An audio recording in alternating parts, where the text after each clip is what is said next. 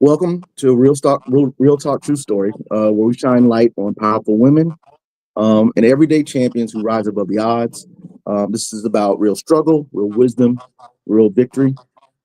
I'm your host, Larry Jackson, and today I'm honored to welcome a special guest who has a story that can inspire us all. Welcome, Steffany. Thank you. Glad to be here, Larry. Let's start out with an initial question here. What season of your life are you currently walking through? Well, And what, I am walking through that end of work job season and looking at excitement entering into retirement eventually. I still have uh, 7 years to go if I go all the way to 65.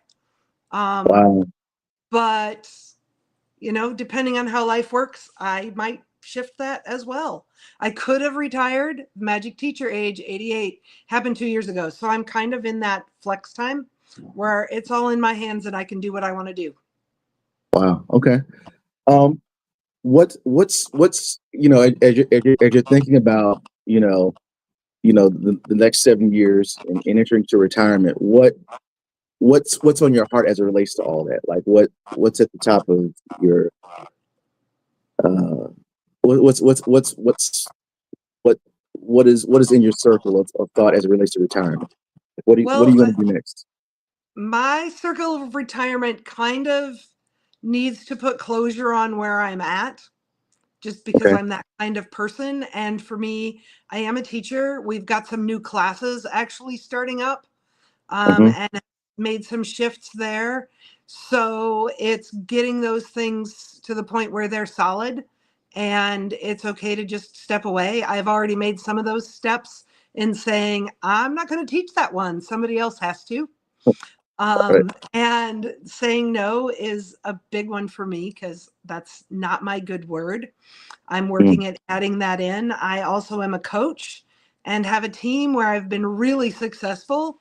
And in both the classroom and with my team, I work to try and empower the kids to make that next step. And so some of that is empowering myself to step back a little bit and mhm. let some other people take over so that when we do make that step, it's not just a drop to Mhm. somebody else's hands.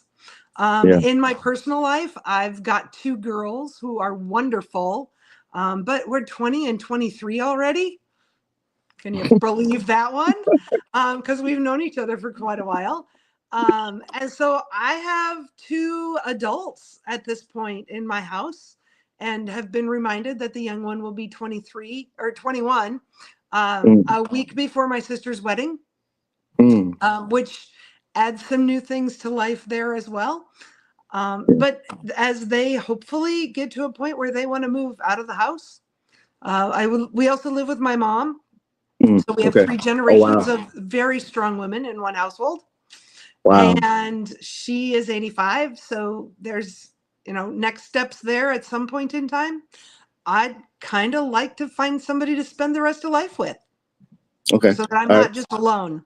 I can certainly manage all by myself, but it's a whole Yeah. lot more fun if you've got somebody to hold hands with when you walk down the street and make decisions with. Yeah. So you're out on the dating market, I'm assuming. This is Yeah, a little bit. It's been an interesting task. I all of mm, a sudden found myself at the end of our season with 5 nights in a week where I had nothing because mm, my kids have already always been active and involved and we, did lessons and did team together and the team was done for the year and I'm like, they're both out of high school now. I've kind of held off until this point mm, and decided maybe I was ready to step out. I've yet to actually meet people face to face, mm. but have a couple of people that I'm talking with, and I'm excited to put that next step of plan in action. It's just a matter of timing and location Yeah. and those kinds of things to get it going. But have learned a lot because there are a lot of people out there for the wrong reasons. Don't ask me for money. Dude, I don't even give my kids money. Oh Lord. Pretty sure So you've met a lot of interesting characters, right? yeah. So it'll get you blocked pretty quick. Yeah. But have also had a lot of conversation, and it's been a really good thing for me just Hmm. to learn a little bit more about myself and where I'm at and what I really do want. as I'm moving forward. Yeah, but you're in the beginning stages of that day of going out there and dating, correct? I Um, am. okay, all right. Because if I hear you correctly, you waited a little bit. You waited a little bit before 12 you years, a 12 long years. bit. Yeah, Yeah. that's okay. But Okay, all right, all but right. was busy parenting and getting the rest of things figured out. And in the meantime, we moved my parents here, and Mm, my dad passed away, and we bought our okay, house together. And so, it's been a lot on the plate, and there really just wasn't room for it. yeah, yeah. But now you're ready, so good luck I'm with ready. that. Yeah. Let me switch to the next question here. I can only imagine you've overcome a lot to get where you're at. So let's talk about it a little bit. What was one of the hardest seasons or moments you had to face in life? Well, obviously, getting to that point where we decided to get a divorce and move forward was a Okay. hard one. I really work hard in life to keep a positive outlook. I am Hmm. big on the word failure is not about the end. Hmm. Failure is a step, Yeah. and failure is something you learn from and move forward from. So, everything that a lot of people might see as failure really is just a step in life for me. And I Mm, try and treat it that way so that I'm not overcome with all sorts of negativity in those real low life points. Um, it's about figuring out where you go next and then going there. So yeah. I don't know if I can say I've had real hard negative spaces. There have been some harder places to get through, but I think a positive outlook on life and the ability to step through failure and call that learning Yeah. makes a big difference. Was there anything in particular that aside from having that philosophical take, to help trudge you through? Was there anything specifically that helped you sort of bounce back from that? You know, from the divorce? Well, my biggest concern in that whole process was our kids. Okay. So for me, it was, working hard to try and keep and rebuild a different relationship with their Hmm. dad Hmm. so that, we're at a place now where if we're having problems with something, he's usually one of the first people who comes to help fix the toilet or Hmm. deal with the fact that the lawnmower is not working. Hmm. He caters to his girls like there is no tomorrow. They have him wrapped around that little finger, Oh, which is wonderful. But he and I yeah. also have a positive relationship and can Yeah. have conversations. I swore to myself that I was not going to be that parent who got to that place where you're getting married and your parents Hmm. can't be in the same room together. Because Mm, I've also shot a lot of weddings, and part of my strength is I'm really good at dealing with those parents, mhm.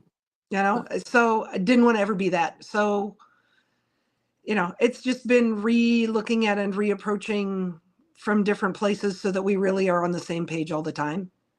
Has it been a As difficult we, process as far as attempting to see eye to eye, as far as making joint decisions, especially over the last 12 years of their, you know.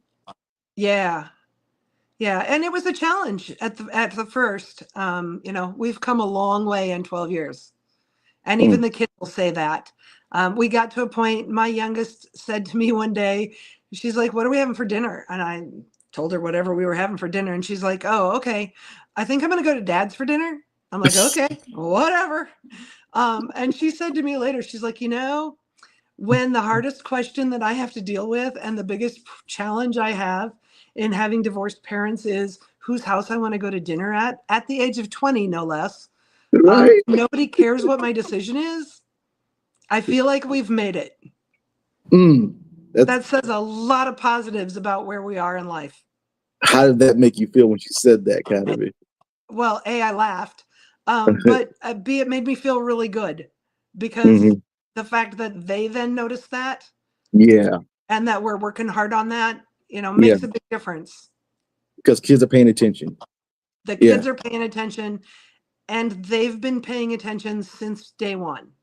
Hmm. And I've heard a whole lot of things as we've gone and processed a lot through with them.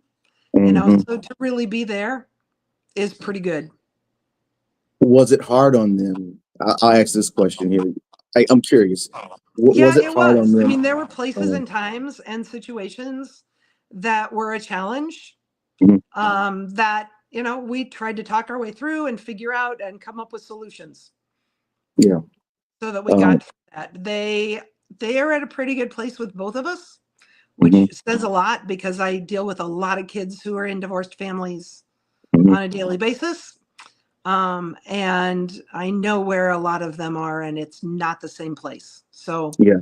I feel like you can't dwell on the past. You got to work towards the future and the Yeah. present, and you got to live for that moment and make it the best that you can be. And Yeah. sometimes that's a challenge. And sometimes you go, nope, that wasn't it. But let's figure it out for next time. Were there supports along the way that helped you guys help navigate through the situation? I mean, it seems like you had a close bond with your parents. I For instance. absolutely. I have a close bond with my parents, and he has a close bond with his parents. Okay. We actually now are at a place where we obviously live in different houses, but we both have our mom Mm, with us. His mom lives with him as well, which mm. has been kind of fun Wow. because they lived a couple of states away, and so the girls are getting to know grandma better. Mm, We've both lost our dads in the process. mm, So we've got a lot of similarities and those kinds of things. And through, the death of both dads, we work together on that as well to help each other and to help the kids. And, there were a couple of those. So, I got to say, at this point, he becomes a support in my life. And I think yeah. I and him. I have a lot of really good friends who are there. They're the circle Yeah. where there are always those couple of people on staff that you relate to that you can go talk to about anything. Yeah. And thankfully have those couple of people, have a great pastor at church Yeah. and other friends. I grew up in our church in a Yeah. different town, but grew up within the state level church and the national level church. So I have friends Mm, all over the country, nice. and now, and really all over the world through that. So Yeah. there have been people I could talk to through all of that, as well as my siblings. One in Mm, my sister in particular, just because we have a lot of the same kinds of situations mm. in life. Okay. And so, yeah, there was a lot of support there. Yeah. And just knowing those people are out there, I always work to try and be that support Mm, dealing with kids on a daily basis. Yeah, I try and be that person who can yeah. be somebody they can come to if they need to find more support, usually when we need to go a different direction. Yeah. That's its own story, especially, Yeah. being a single parent and being and maybe being the person who's always a strong person. Do you ever feel like you're in that type of space where you're usually the strong person, the go-to person? Yeah, I have my moments. I could easily see Um, that. Your parents living with I you, Yeah, your kids with I have you. my moments. Okay. Usually that's a phone call to my sister who tends to o- be Okay. the same kind of person in Okay. life. We have a lot of very similar Okay. things within life. Um, and we tend to parent about the same. Okay. I'm thankful, we've got great kids. They all get along. Yeah. Um, but yeah, I just try to really make sure that I don't dwell on those times because Okay. I don't like being there. So if you Yeah. don't like being there, don't let yourself stay there for very long. Deal Easier with said it than done. sometimes. Sometimes, but I think if you put yourself in the place where you're focusing on what it takes Yep. to get yourself through that problem, Hmm. and to talk out with who you need to talk out with, or finding help where you need help, you can move forward. Yeah. And Um. so that's kind of my mentality in life. Yeah. I see. I can hear a strong, very resilient philosophy in life that has no doubt carried you and allowed you to even create a positive space between you and your ex. Even. Absolutely. Yeah. Um, I'm going to go into a bit of motherhood specifically, Yeah. especially the idea that women balance many roles. Um, How has being a mother or navigating womanhood shaped your purpose and identity? Whew, that's a big one, Larry. Right. You know, I was Have you read? lucky. I was lucky Mm, in that I grew up with my grandparents 5 blocks away, mm, and my grandmother still worked as the church secretary, you know, mm. as I was growing up. So I watched her be able to balance out some parts of life at that age. Yeah. I My mother balanced. My dad was a teacher. My mom started out in that role. She actually was a counselor. Oh So wow. we had that degree in our household all the time. Yeah. My grandfather was a minister. Okay. So, you know, there was a lot of that kind of processing that just we got to be in on because of where we grew up. Yeah. But my mom was the one who worked in the job where my mom traveled, Mm, even, you know, that's like 40 years ago, 45, 40, 35 to 40 years ago now. Um, so we watched that successfully happen. There were mm, challenges. We figured them out as we went. yeah. And I think that made a big difference for me. Yeah. I didn't become a mother till I was, I don't know, 30, 35, 34 in there someplace. Wow. So I was a Okay. little bit older Yeah. and had been teaching for 10 years before I even got married. Okay. So you're well And prepared. I mean, I was really well prepared, and yeah. I had coached that whole time. My kids will swear to you now Mm, that mm, I parent my students and I coach my kids, mm. as well as going the other way around. Uh, And that realistically, that whole process looks a whole lot alike. mm, It's yeah. just the nature of my being. It's, you know, the nature of moving forward. You know, one of the things as far as like defining my own self within that, it's Yeah. been really easy to get lost in all of the Hmm. stuff that I do for everybody else Right. and not giving myself enough credit sometimes for the things that are really the me part of it. You Hmm. know, I have success in my kids, I have success in my family, I have success in my classroom, I have success with my team. But for a lot of people who say, "So what kind of art do you make?" Because yeah, I do have an art degree. I am an Hmm. art teacher. And for a long time I've said, you know, I don't really make art. And all of a sudden, I think within the last year or so, it all of a sudden dawned on me that, dude, I'm making art all the time. Mm. I'm helping others make art in the classroom, That is but all right. you know, I'm finding in the whole online dating scheme, I can't give out too much information because I am an easily searchable person.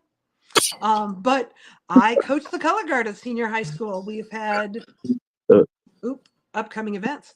Had a yeah. strong place in the world in Iowa. Mm, And a lot of that starts with me.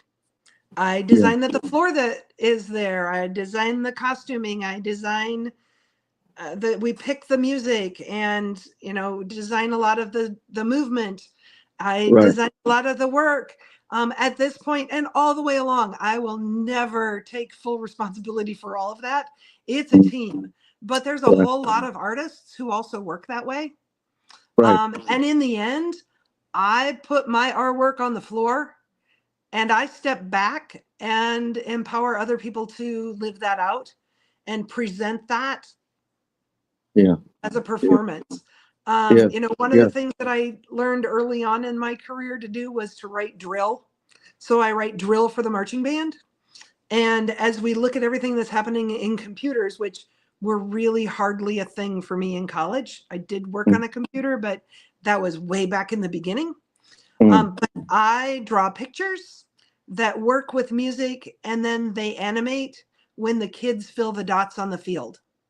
mm. So I create live animation. There's a whole lot of art in everything I do on a daily basis. Yeah. My brain doesn't stop with all of that. When you drew that conclusion, did that shift your emotional sense of? I mean, did it shift how you felt about yourself at all? It Like, has, I think. And I actually stepped out of the color guard for about kind of stepped out. I stepped out of the head coach position for about 10 years. I still mhm, had the kids during the school day every day. I still was working with the coaches as we shifted. And then my own kid went on the team. So then I was at rehearsal every single time, all the time anyway, and was an assistant. mhm, Um, but have just taken that team back. And I think pulling myself back in with a fresh outlook mhm. has caused me to take that, and that's opened up a whole lot of shift in where I'm at moving forward. How does that feel emotionally when you talk about that? You know, getting back into it, kind of. I'm in a pretty positive place right now. Okay. I'm All right. excited to move forward and see what comes next. Do you when you talk about these things here, do you consider when you walk back into these spaces here, are you're essentially going back as like the master of the craft kind of fish? Like, yes, I like to think of myself as the queen of my kingdom. Thank you. yeah. Oh, all right, duly noted. um, a lot of people tell me I wear the crown. I just always kind of laugh, but am actually claiming that only I really work. I don't wear the crown. I might carry the crown, Hmm. but in everything that I do, part of my goal is getting other people to a place where somebody else can take the crown from me and wear it successfully Yeah, and move to the next step. yeah. And I spend a lot of time working with other color guard directors and coaches, Mm, um, and working with our own kids to take that over, to be okay. ready to go on for their own step and go, and have been doing some other things with the empowerment type stuff here lately, and Hmm. that's it empowers me to empower others. Yeah, yeah. I can hear this narrative of someone who is she can see, she's at this stage of her life where she's passing down information to the next Mhm. generation, kind of. She's sort of laying the groundwork. She's creating this stable thing for her to be able to walk away from successfully at some point. Yeah, Um, and I get to see it a lot because my own younger daughter is working with me on the color guard. I have another oh, assistant coach as nice. well, That's got to be a but blessing. I really don't write a whole lot of work. I write the work down. I say, yes, that works. No, that doesn't work. Try this instead. Mhm. And she this year has kind of said, okay, let's go choreograph. I want to do choreography today. Let's go write work. Let's go. And dude, with the three of us working together and a fresh outlook on life, we are so far ahead of the game right now. And it's Nice. kind of a fun place to be. Yeah, you got second generation working on Mm-hmm. and following the footsteps of mom. That's interesting. Yeah. Yeah. Well, and, a tangent to that story. So, when I was going to be a sophomore in high school, we went in and to register for classes, they gave us a Mhm, list of stickers. And we went to each teacher and said, I'd like to be in your class. So I go up to you and I say, Larry, I want to be in this class. And you say, okay, I got room. And I give you a sticker and you give me a sticker and I put it on my schedule. So mhm, I went over to the choir director because I'd been in choir all the way through school and mhm, said, I'd kind of like to be in choir. And he's like, okay. And he turned and looked to the band director, who I didn't know. We'd gone to the football games every time for my freshman year, but we mhm. weren't in the same building as the 10 through 12. And he Uh, said, you know what? Steph would be really good for your brand new rifle line. I had no idea what a rifle line was, but uh, I went, okay. He knew my dad because he and my dad had, they'd taught together. yeah, And my parents were always very supportive. My dad was a coach, yeah. so they kind of knew the deal. And they gave me a rifle. And 42 years later, I go to school every day. I am still spinning and coaching a color guard. And in the meantime, it's never really about winning. It's about being the best that you can be, because in our activity, it's somebody else who gives you the points to Hmm. decide who the top group is. So my thing is, leave them with what you can leave them. Yeah.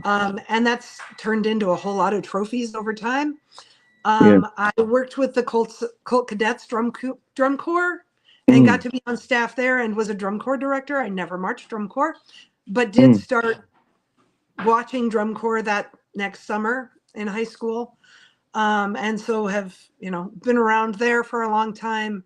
I can mm. even drive a bus, like the big charter bus. I have that driver's license. You got a CDL or whatever it is. Yeah, yeah, because I got an interesting side tangent caveat. I actually was in the drum and bugle corps in Madison as a were kid. you I played really? the. I was. I found a picture of it when I was a kid. I just found it here. Let me see. Let me see if I can find it or not. I know there's Were a you few in the kids in here. Scouts? Which corps were I, you in? I was in Scouts. I was a kid. I don't know if you can see the photo. Hold on. I don't. I No, can't it see the takes it away. photo. You'll have to send it to me. Oh my I'll just God, send that it is to so you. much fun. I was holding the Um, symbols. I found it the other. Actually, I just found it the other day. Was it today? This morning? The other day, I'm holding the symbols up. I can't show it on the screen. And I left. no, But I have to see, send it to you. 100%. Yeah, and as long as we've known each other, I didn't know that about you. yeah. But it And was a short it's stint like though.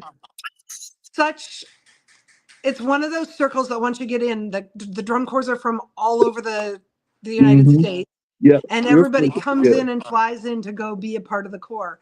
And you man. meet all those people, and there's an instant connection, whether Yeah, you know them or not. yeah. We were just at the national meeting for our church in Kansas City 2 weeks ago. Okay. And I heard a guy in a conversation next to me say he played the tuba. And I Yeah, looked at him and I said, "So did you ever march drum corps?" And he's like, yeah, I did. I'm like, "Where'd you march?" He's like, "Blue Stars." I'm like, "Oh, we're from Dubuque. I was on staff with the Colt Cadets." And he's like, "Oh, that's totally cool." yeah. When I was in high school, there was a show. I was a Cavies fan, and their Mm, Winter Guard show was a James Bond thing. And oh my God, that is like they were first place in the mm, WGS circuit. Um, that was one of the things that set my level of expectation yeah, because everything was crisp, everything was clear, yeah, everybody did their job, nobody stood out in the crowd, everything was right there. And, yeah, there's a whole lot of that set my guidelines for all of life. yeah, And it ends yeah. up that the guy who does the team at the other high school, Mm-hmm. yeah, marched in that show. We're the same age. I'm actually older than Mm. him. And I was like, "Dude, you were my hero." He's like, "Shut up." But God, we have a lot of fun with that. And small Yeah, circle all the time. There are so many connections there. yeah. That's fun. Yeah, no, this gets nostalgia. I was And gonna say, yeah. what year was that? What you say? What you talking about me? Yeah. Oh man, I was like 12 years old. I don't know Oh, what come year that on. was. It was like I'm 46 now, so it's like 30 years ago. 30 years ago. So yeah, Oh, because I 37 was on years ago. staff in the late '90s. Okay. All right. Yeah. No. It was a stint, man. I got a story to tell. That's a whole other side story there. But Maybe we need to I do got this interview with you at some point in time. right. We have to do a part two to it because I get the band thing is such a beautiful.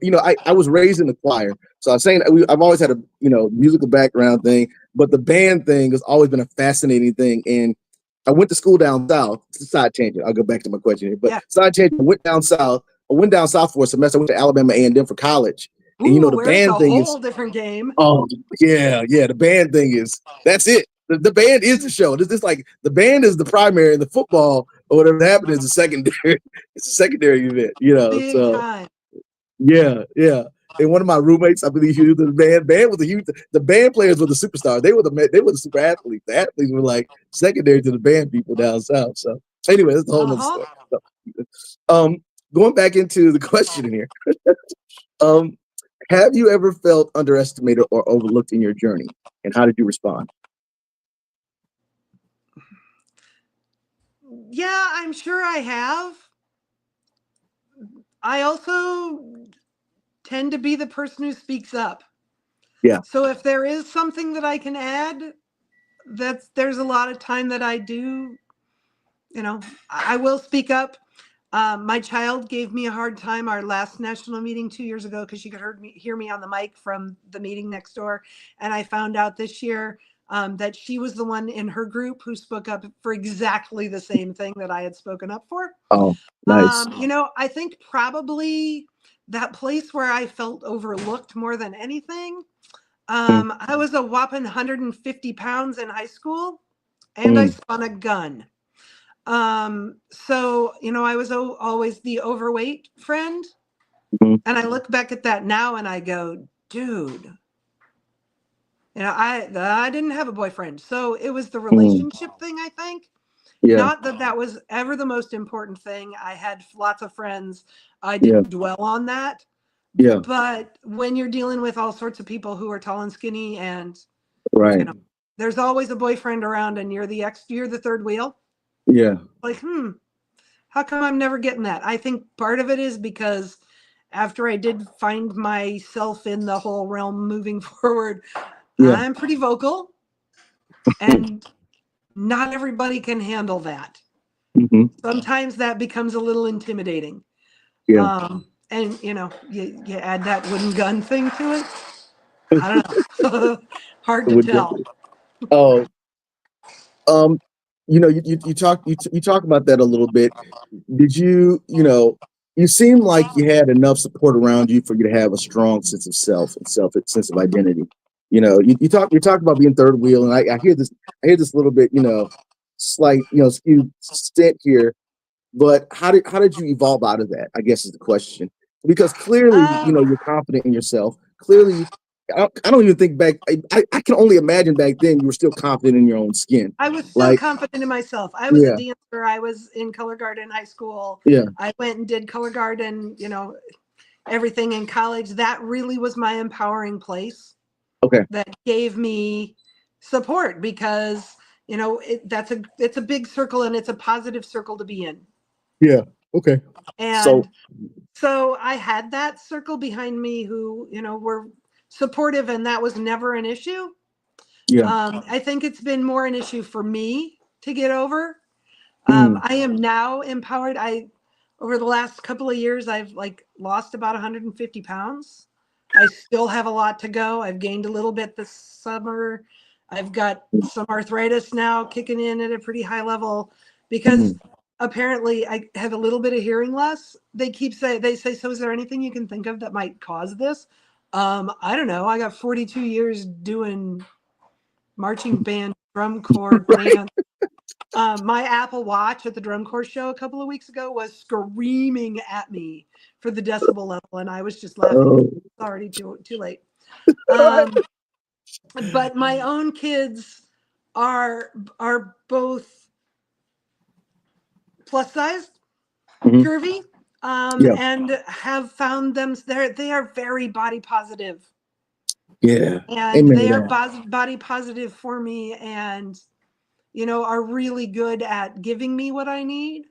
I'm making a dress for something right now and was working at it. And I yelled down last night and said, hey, come up. I need some help. And my oldest walked up the stairs and went, oh my God, Mom, that is beautiful. You look absolutely beautiful. Oh, good energy. Good Yeah, energy. positive energy. And there's a whole lot of that around me all the time. So But that I'm really working on touches it. you, right? That really touches you right there. It That moment. does. It hits your heart. Um, Um, and they are learning. I am positive with them as well. My girls are mermaids. Like literally, that's their investment. And they absolutely elaborate. live for it. Mermaid tails are something you can buy with a big flipper. Okay. The oldest was a swimmer. The youngest was a dancer and didn't Okay. go swim because it was what her sister did. Okay. But they both swim very well and always loved mermaids because the whole Disney princess thing and Yeah. Ariel and all Oh of yeah, that, yeah, yeah. and got the flippers when they had flippers when they were in elementary school.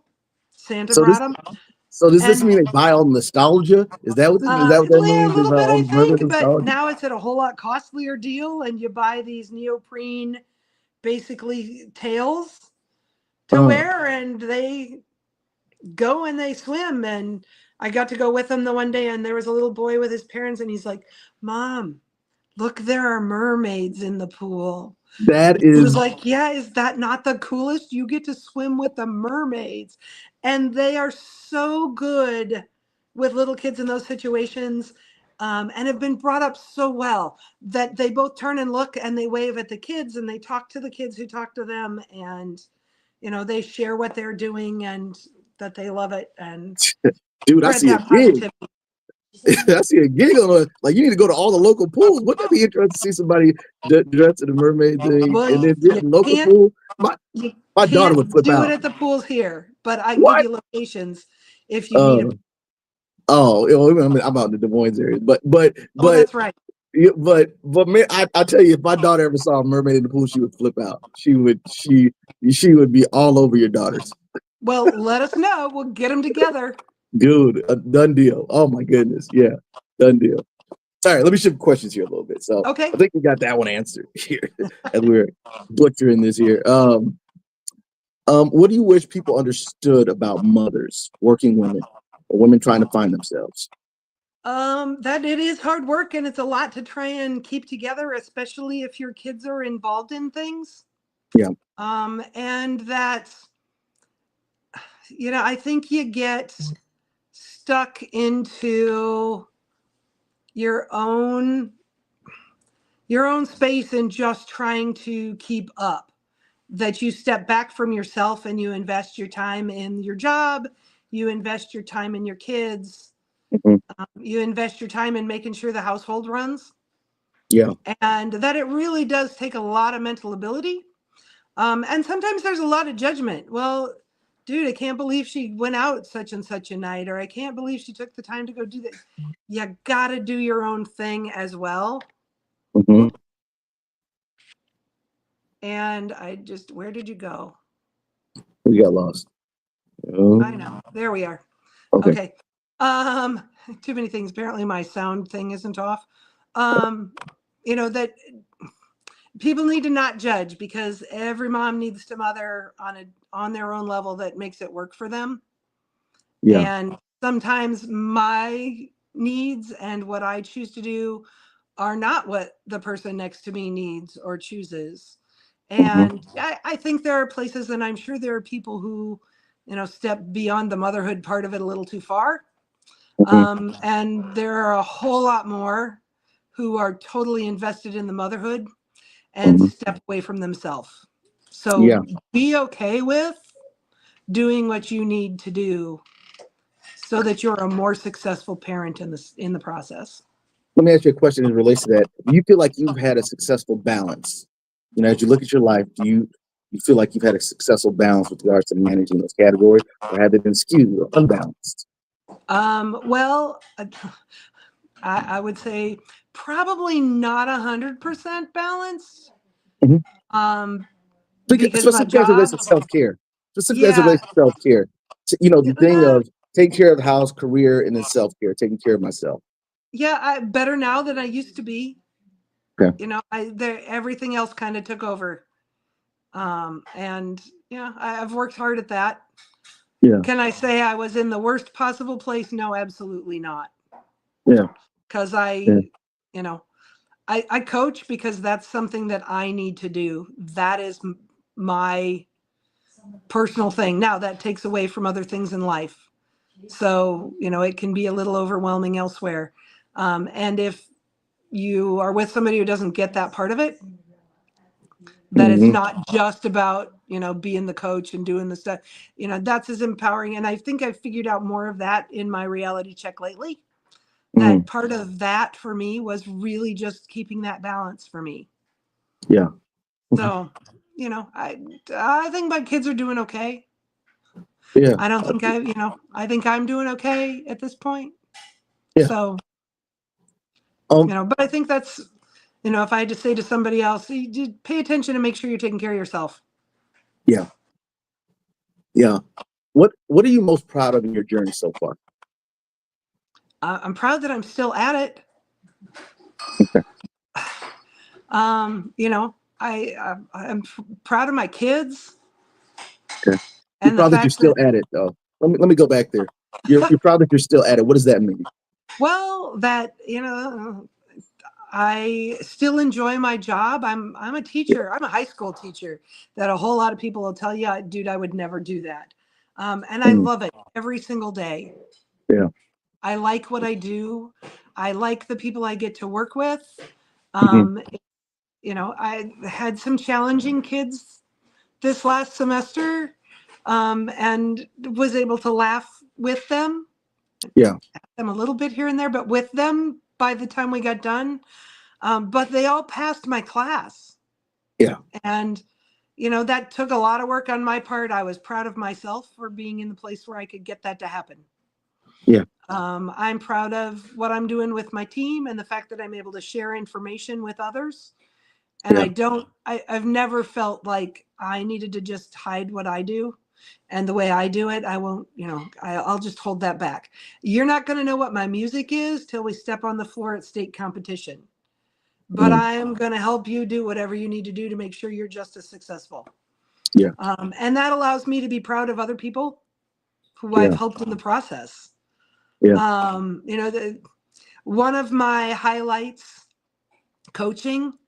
There was one year in the process where we won. I was thankful for that. We worked hard. But the top 5 trophy winners were either alumni, people I'd worked with, kids who'd come through our core who I'd helped out along Wow. the process. It's Wow. not just about the trophy at that point. It's Right. It's about the legacy. success of other people Yeah. for me. Yeah. And, that I'm proud of myself for making the decision and knowing that I'm getting closer to being ready to do something else. I'm not sure what that is exactly. I'd Yeah. love to travel. I'd love to have a day without a whole lot of schedule. Yeah. I don't even do that well in the summer at this point. Yeah. Um, there's always a task list. I'm proud I said yes. I have a second job, which everybody goes, why do you have a second job? Well, because my kid came home and said, you know, they need your skills, mom. My mom taught me to sew when I was 10 because I wanted to make something. And so I've been sewing for a long time. Mm, And my oldest worked at Hills and Dales here in town. yeah. And my youngest is now there. She got me in, and then we got the other one in, and the younger one is there and has been there for more than 2 years, Mm, and loves it. And that is working with people hmm. who live in the space who have mental or physical things happening that mean they can't deal with it on life on their own totally. They're all empowered young people. They're all younger than me at this point, so I can say young people. Right. But are adults. A lot of more of them are adults than kids even. And I'm a seamstress for them, so I Nice. get to go in, and sometimes it's just fixing something, and sometimes it's saying, no, we're not fixing that. It's time for something new. And sometimes we need this and we don't know where to go look for it, or you can't find it. Mm, So can we make that? So it's about creating my own patterns and, you wow. know, making things from scratch, which I've always done. The color guard trained me well. Yeah. Um, and, that's kind of fun. And it's nice to be able to have a hand in. And a lot of the kids, as they come through the high school, I've had in my classes, Mm, because I am a firm believer in that we need to, as humans, we need to be open and talking to all sorts of people. yeah. And if we don't ever watch somebody else interact with a person we don't know about, we don't Hmm. know how to deal with that when we get to that place. So if we can start that early, Yeah. that's a positive. So some of the people who lived there, I had in class 20 years ago, Wow. and still get to be in their life now. And that's fun for It, me. that's a beautiful experience. It's almost like you're around all your children, Hmm. beyond your actual children. Yep, absolutely. Yeah. That's a beautiful thing. I hear a lot of legacy. Um, oh my goodness. I'm gonna say, is that you or me? It's my place. It's me. Somebody burning down the house. So we'll end on that note here because we're going to get distracted. We got to have a part 2 to this because my last question, one of my last questions is what legacy did you want to leave behind? But we're not going to get to that because this thing is beeping. All right, so let me put out the fire wherever it's located at. I was gonna say I can stay right here if you need me to go put that out. It's not me. It's somebody else in the building. It's out of my control. So I know. So we then go. Get out of the building. Yeah, well, yeah. We're good. We're good. It ain't burned down yet. So I must have spoke. So this will be a lot. This might bring up the viewership and they see the alarm ring at the end of the. So it's like being in college where the alarms go off and you open the door and go, "Is this for real? Are we really going outside at 3 a.m. or are we okay?" Right? Yeah. So I'm about 5 now. So we're gonna end the podcast on that note. I'm gonna end a little bit abruptly, but Steffany, it was nice talking with you. I want to have a part 2 to this. Absolutely. I think there's more to discuss. I probably have a ton more questions to ask. I think that you are I feel this substance, a ton of substance, and it with a lot of people, but I can hear this substance of somebody who's perfected their craft. And you got it seems like you got about 30 years of this perfected craft. And then there's all this philosophy and all this legacy, that surrounds this one particular event in your life where you were supposed to do music and then you end up doing a stick, and this stick becomes your narrative for the rest of your life. That is such an interesting twist, Yep. So part 2 to this for sure. I'm gonna let you go with that. We'll talk to you later. Me in a text. Into this, huh? Catch me in a text and let me know when. Yeah, we'll do. Stop. Yeah, no kidding. After I get out of this go find out what's going on. Yeah. All right. Steffany, good talking with you. Talk to you later. Good talking with you too. Bye. All right. Bye now.